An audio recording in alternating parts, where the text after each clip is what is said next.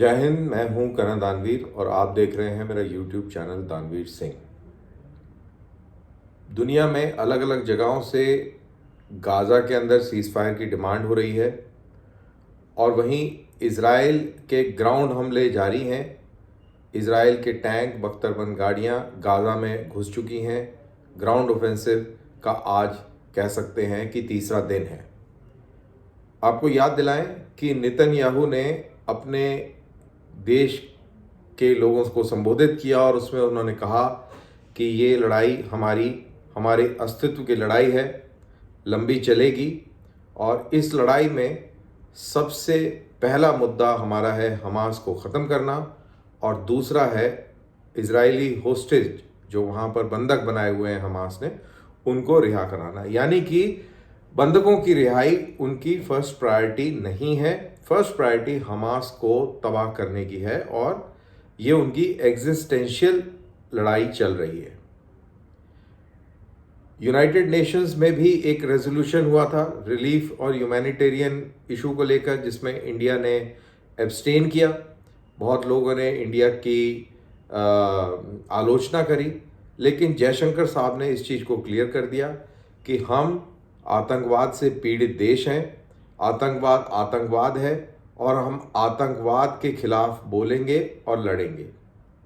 India ने इसलिए abstain किया कि उस रेजोल्यूशन के अंदर अमेंडमेंट पेश किया गया जिसके तहत हमास को आतंकवादी संगठन कहकर उसकी आलोचना की बात करी गई, लेकिन वो अमेंडमेंट खारिज कर दिया गया। वो रेजोल्यूशन में अडॉप्ट नहीं हुआ और इसी के चलते इंडिया ने एब्सटेन किया।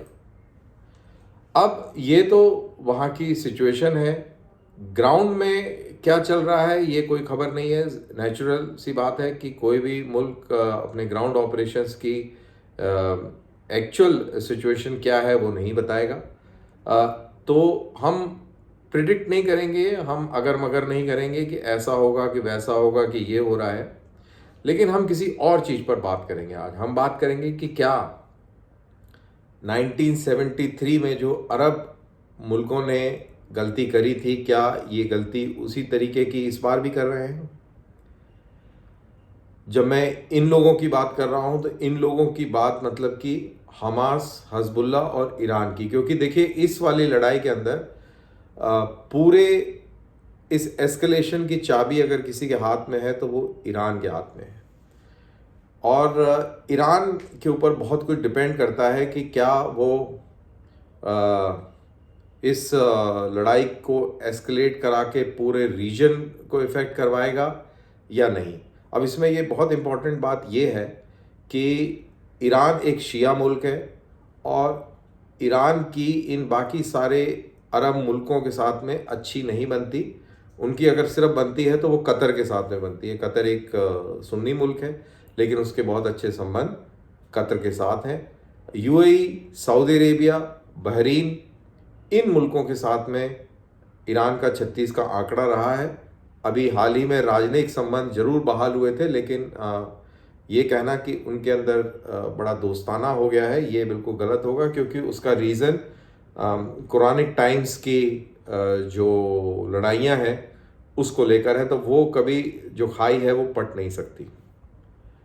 अब मैं ये जो बात कर रहा हूँ कि क्या 1973 की गलती अब ये लोग करने जा रहे हैं, that is Iran supported Hezbollah and Hamas, and simultaneously क्या जॉर्डन, सीरिया और इजिप्ट ये लिप सर्विस दे रहे हैं। ये सिर्फ ऊपरी तौर पर ये दिखाने की कोशिश कर रहे हैं कि हम फ़िलिस्तीनियों के साथ हैं और इज़राइल के ख़िलाफ़ हैं, या इनमें कुछ सीरियसनेस है।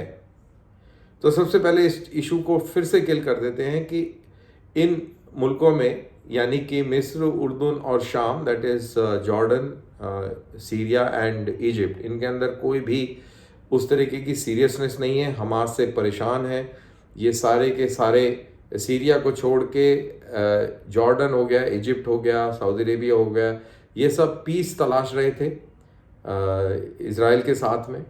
और इस पूरे इलाके के अंदर तरक्की लाना चाहते थे, क्योंकि इन सबको मालूम है कि तेल धीरे धीरे ख़त्म हो रहा है और अगर इस दुनिया में अपनी हैसियत बना के रखनी है तो अपने आप को खोलना पड़ेगा और इज़राइल को नज़रअंदाज नहीं कर सकते। तो ये तो रही बात इनकी।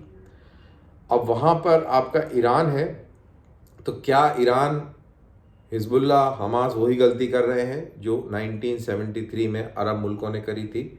तो क्या थी वो गलती, पहले उस पर एक नज़र डालते हैं। 1973 में अक्टूबर में सीरिया, इजिप्ट, इन दोनों ने मिलकर इज़राइल पर हमला कर दिया।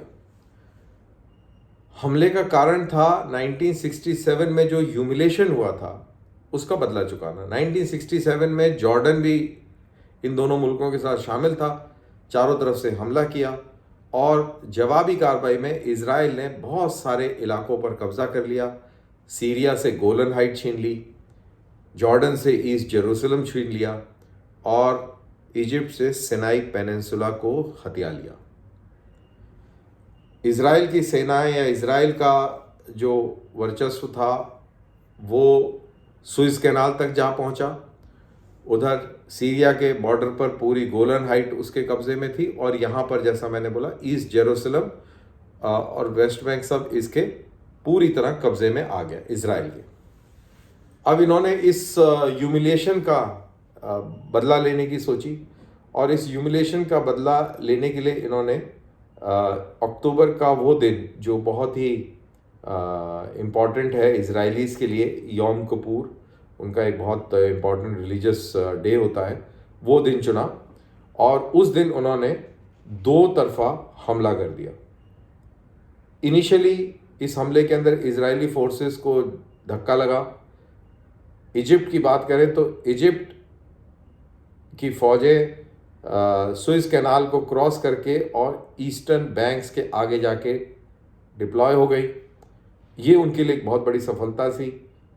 इजिप्ट नहीं चाहता था कि उससे आगे कार्रवाई की जाए, वो चाहता था कि इसी पोजीशन को पकड़ के बैठा जाए और जब नेगोशिएशन का टाइम आए तो नेगोशिएट करके और इज़राइल से अपने सिनाई पेनिनसुला को वापस लिया जाए जो इज़राइल ने 1967 में इजिप्ट से हथिया लिया था। और उधर नॉर्थ में सीरियन फोर्सेस ने शुरुआती तौर में बहुत अच्छी कामयाबी हासिल करी। गोलन हाइट्स के अंदर उन्होंने पेनिट्रेशन किया, एक इज़राइली ब्रिगेड को ध्वस्त किया और वहाँ पर अच्छी उन्होंने एडवांस करी। इज़राइलीज़ ने इसके जवाब में नॉर्थ में काउंटर ऑफेंसिव किया। काउंटर ऑफेंसिव में सीरियंस की शिकस्त हुई, सीरियंस पीछे भागना शुरू हुए और इज़राइली फोर्सेस सीरियंस का पीछा करते करते दमास्कस जो उनकी कैपिटल है उसके बहुत नज़दीक पहुंच गए। कहते हैं कि इज़राइली टैंक के, इज़राइली आर्टिलरी के गोले दमिश्क के पेरिफेरल इलाकों में गिरने लगे। इतनी क्लोज पहुंच गई थी इज़राइली सेना दमास्कस को कैप्चर करने या दमास्कस तक अपना झंडा फहराने की इस कवायद में। तब इराकी फोर्सेस ने उनको ज्वाइन किया और जॉर्डेनियंस ने भी थोड़ी सी मदद करी। जॉर्डेनियंस का क्या रोल था मैं बताऊंगा। जब सीरियंस हार रहे थे तो सीरिया के जो प्रेसिडेंट थे उन्होंने इजिप्ट के प्रेसिडेंट से गुहार लगाई। कहते हैं कि बहुत फ़ोन किए कि आप सुइस कैनाल के आगे आ गए हैं, थोड़ा सा प्रेशर और बनाइए, अंदर एडवांस कीजिए जिससे कि इज़राइल मजबूर हो जाए नॉर्थ से अपनी फ़ौजों को कम करने में और आपका मुकाबला करने में, उससे हमारे ऊपर प्रेशर कम पड़ेगा। लेकिन अनवर सद्दात ने उनकी कोई बात नहीं मानी और वो चुपचाप से बैठे रहे। ये अरब लोगों के बीच के अंदर आप कह सकते हैं कि ये इतना ट्रस्ट है एक दूसरे में। एक साथ उन्होंने लड़ाई शुरू करी। इनकी जंग का ये प्लान भी था और इनको खैर इतनी उम्मीद नहीं थी कि इज़राइल इस लेवल तक काउंटर अटैक करेगा। तो जैसा मैंने कहा कि ये दमिश्क तक वहाँ पहुँच गए, फिर इराकी सेनाएं आ गईं और इराकी सेना और सीरियंस ने इलाके में फिर इजरायलीज़ पर हमला किया और सिचुएशन को स्टेबलाइज़ किया। इज़राइल ने भी सिचुएशन को ज़्यादा एस्केलेट नहीं किया, इज़राइल ने भी थोड़ा सा अपने आप को पीछे किया और सिचुएशन स्टेबलाइज करी। गोलन हाइट्स पूरी तरह सिक्योर कर ली और अपनी जो सैन्य जो फॉर्मेशंस थी उनको वहाँ से कम करके और इधर सिनाई पेनिनसुला की ओर ले गए। सिनाई पेनिनसुला के अंदर अगर आप वो नक्शा देखें तो सुइस कैनाल के साउथ में एक बहुत बड़ा एक लेक टाइप इलाका आता है, एक वाटर बॉडी आती है। उस वाटर बॉडी से हम डिटेल में नहीं जाएंगे, उस वाटर बॉडी से होके और इज़राइल के एक ब्रिगेड कमांडर बाद में राष्ट्रपति बने एरियल शरॉन, वो अपने ब्रिगेड को लेके गए और पूरे इजिप्ट की जो डिविजन्स थे उनके पीछे जाके अपने आप को पॉइज किया और एंटी एयरक्राफ्ट मिसाइल्स जो इजिप्ट ने रशिया से ली थी उनको सबको तबाह कर दिया। जब ये सारी एंटी एयरक्राफ्ट मिसाइल्स तबाह हो गई तब इजरायली एयरफोर्स हरकत में आई और इजिप्ट की फ़ौज का बहुत ही बुरा हाल कर दिया। बहुत सारे इजिप्शियन सोल्जर्स ने सरेंडर कर दिया और इज़राइल की ज़बरदस्त फतेह हुई। तो ये गलती क्या करी दोनों मुल्कों ने, दैट इज़ सीरिया और इजिप्ट ने गलती ये करी कि इन्होंने इज़राइल को एक एक करके उसको मौका दिया उनको खाने के लिए। दोनों तरफ से जब साइमल्टेनियसली हमला हुआ था तब इज़राइल बैकफुट पे था, लेकिन जब दोनों के बीच में सिनर्जी वो नहीं रही और एक चुप हो गया तो इज़राइल ने बारी बारी इन दोनों मुल्कों को हरा दिया। दैट इज़ इजिप्ट चुप हुआ तो पहले सीरिया को हराया, सीरिया को सेट किया और उसके बाद में इजिप्ट को हराया। अगर ये दोनों मुल्क कंटिन्यूसली ऑपरेशंस चलाए रखते, प्रेशर बनाए रखते तो शायद इज़राइल की इस तरीके से जीत ना होती।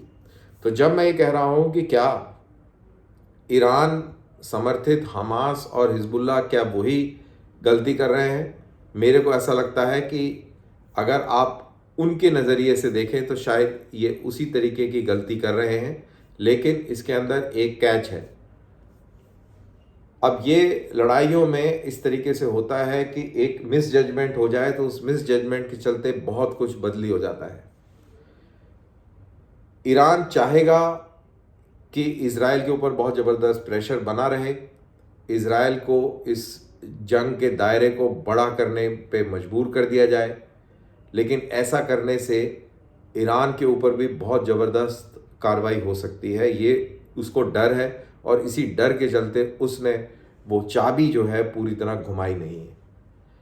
अब इस डर के चलते इज़राइल अब हमास को पूरी तरह निस्तेनाबूद कर देगा और ऐसा करने के बाद फिर वो रुख नॉर्थ की तरफ करेगा और फिर बारी आएगी हिजबुल्लाह और लेबनान की। वो आनी तय है, क्योंकि आपको जैसा मैंने कहा, नेतन्याहू ने कहा है कि ये हमारी एग्जिस्टेंशियल लड़ाई है। हिजबुल्लाह के पास 1.5 लाख रॉकेट हैं अभी, और 1.5 लाख रॉकेट का मतलब है कि आयरन डोम इन 1.5 लाख रॉकेट का एक साथ हमला अगर हुआ तो नहीं काउंटर कर पाएगा और बहुत भारी नुकसान इजराइल में हो सकता है। एक और चीज़ ध्यान रखें कि इजराइल की 3 न्यूक्लियर साइट्स नॉर्दर्न इजराइल में हैं, उसके ऊपर भी जब हमला होगा तो उसका डायमेंशन, उसका स्कोप पूरे कॉन्फ्लिक्ट का बदली हो जाएगा और उसके इफ़ेक्ट्स भी बदली हो जाएंगे। तो इजराइल के लिए बहुत बड़ा ख़तरा है।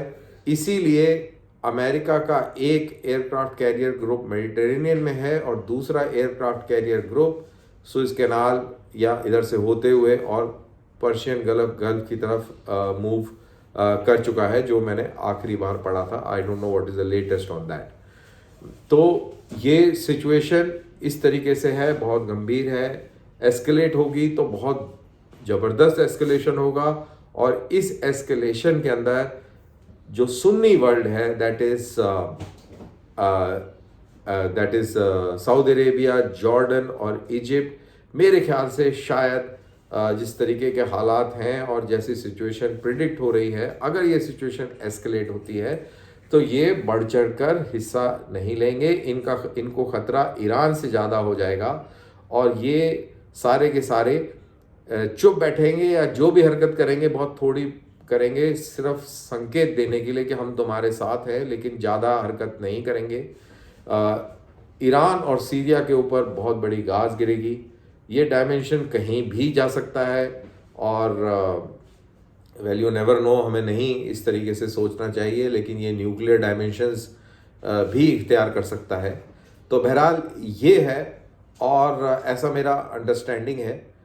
तो जैसा मैंने कहा कि क्या ये गलती उसी तरीके की कर रहे हैं जैसे कि इन अरब सेनाओं ने करी थी 73 में, तो जवाब है हाँ। लेकिन अगर ये दोनों संयुक्त रूप से कार्रवाई करते हैं और इजराइल के ऊपर प्रेशर बढ़ता है तो सिचुएशन बिल्कुल उल्टी हो जाएगी और वो सिचुएशन बिल्कुल वैसी हो जाएगी जैसे 73 में या 67 में अरब आर्मीज़ हारी थी। इस बारी शियाज और शिया समर्थित आतंकवादी और शिया armies that is Syria and Iran ये पूरी तरह शिकस्त पाएंगी। तो इसी के साथ ये मेरा वीडियो यहाँ पर समाप्त होता है। आप इसको लाइक कीजिए, यारों दोस्तों में शेयर कीजिए और अगले वीडियो का इंतज़ार कीजिए। जय हिंद।